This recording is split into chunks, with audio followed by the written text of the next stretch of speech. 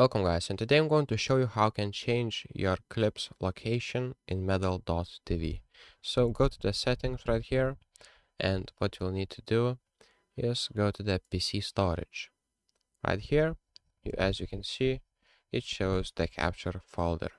You can change by clicking browse, selecting your drive, creating a new folder, let's say clips, and select this folder, and as you can see it will analyze my disk space, and you can select local storage limit to some gigabytes, and that's pretty much it.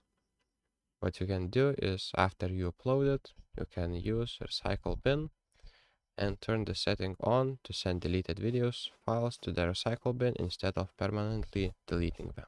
So that's pretty much it. So thank you guys for watching. I hope this video was helpful.